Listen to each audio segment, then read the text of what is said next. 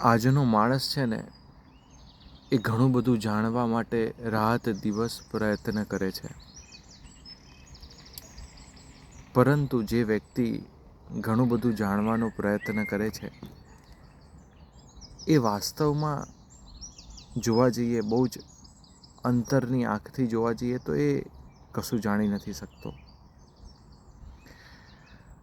અને જે વ્યક્તિ બહુ જ ઓછું જાણે છે એ ક્યારેક આ સંસારના સમગ્ર અસ્તિત્વને સારી રીતે જાણી જાય છે. અને એટલા માટે જ આ સંસારની અંદર ઓછું જાણનાર વ્યક્તિઓ બહુ જ પ્રસન્ન રહી શકે છે, બહુ જ આનંદિત રહી શકે છે. કારણ ખબર છે?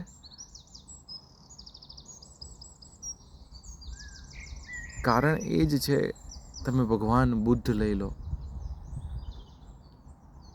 જે પણ મહાપુરુષો થઈ ગયા, જે પણ આ દુનિયાની અંદર જેમને પણ મહાન કાર્યો જેમના વતી થયા છે, એ બધાના જીવનની અંદર તમે થોડો જોવાનો પ્રયત્ન કરશો ને તો તમને એક વસ્તુ અવશ્ય દેખાશે. એમને ક્યારેક એમના જીવનની અંદર બ્રેક મારી છે, અને બ્રેક મારીને શાંત ચિત્તે ભગવાન બુદ્ધને જ જાણવાનો પ્રયત્ન કરીએ. ભગવાનને પ્રાપ્ત કરવા માટે, અસ્તિત્વને જાણવા માટે નીકળ્યા,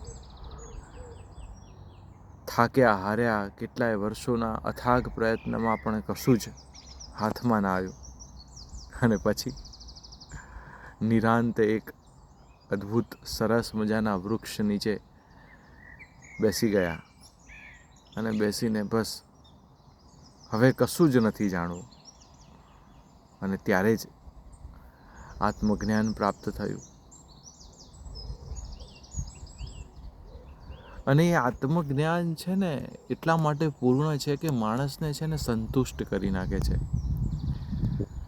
આ દોડ ભરી જિંદગીની અંદર માણસ સતત દોડતો રહે છે, સતત દોડતો રહે છે. કેટલી યોનિમાં એની દોડ ઊભી નથી રહી, અને આ દોડ જ એને હતાશા, નિરાશા, દુઃખ, ભય, અનંત પ્રશ્નો એ આપવામાં એની આ દોડ જ છે ને. તો માણસે વાસ્તવિકતામાં કરવું શું?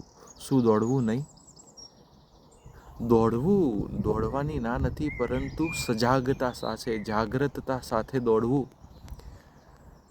તો જીવનની અંદર છે ને કંઈક અદ્ભુત પરિવર્તન આવશે.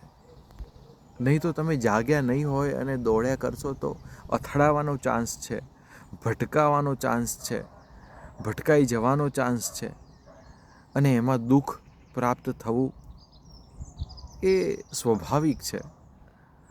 માટે જીવનની અંદર જાગ્યા પછીની તમારી દોડ એ હંમેશા તમને પ્રસન્ન રાખી શકે છે. માટે અવશ્ય આત્મચિંતન, તમારું સાચું સ્વરૂપ જાણવાનો પ્રયત્ન કરવો. એ સ્વરૂપ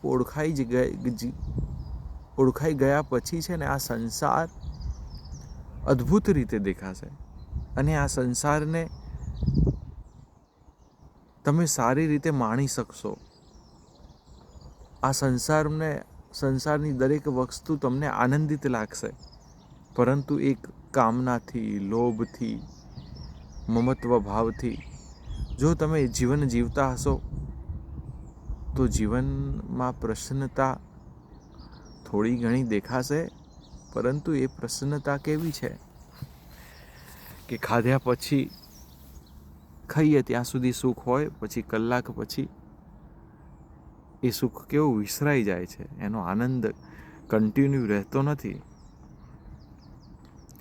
પરંતુ જ્યારે જાગેલો પુરુષ એ સતત આનંદની અવસ્થામાં જ હોય છે, આનંદમાં જ ઝૂમતો હોય છે, અને એનું એક જ કારણ છે કે જાગી ગયો છે.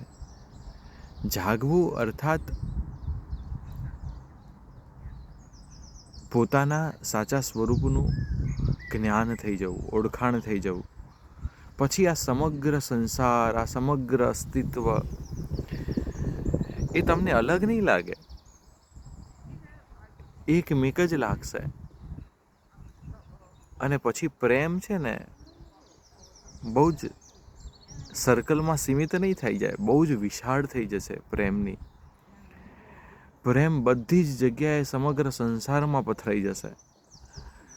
માટે જીવનમાં છે ને થોડો પ્રયત્ન આ દેહને ટકાવવા માટે તો આપણે કરીએ જ છીએ, પરંતુ એ વાસ્તવિકતા છે કે અનંત જન્મો સુધી આ શરીર દેહ રહેવાનો નથી.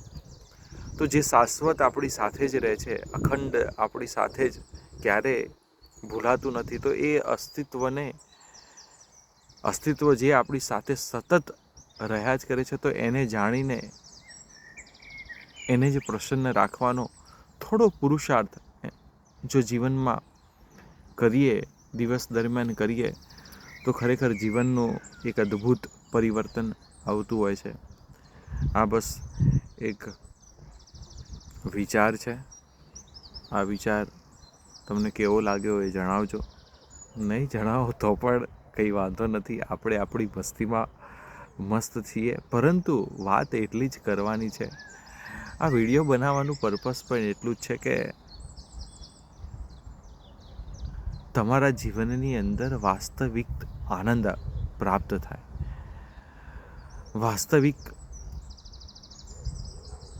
એકદમ સાચું સ્વરૂપ પોતાનું ઓળખાય, સંસારનું ઓળખાય, સમગ્ર અસ્તિત્વનું ઓળખાય, તો છે ને વાત કંઈક અલગ બનશે.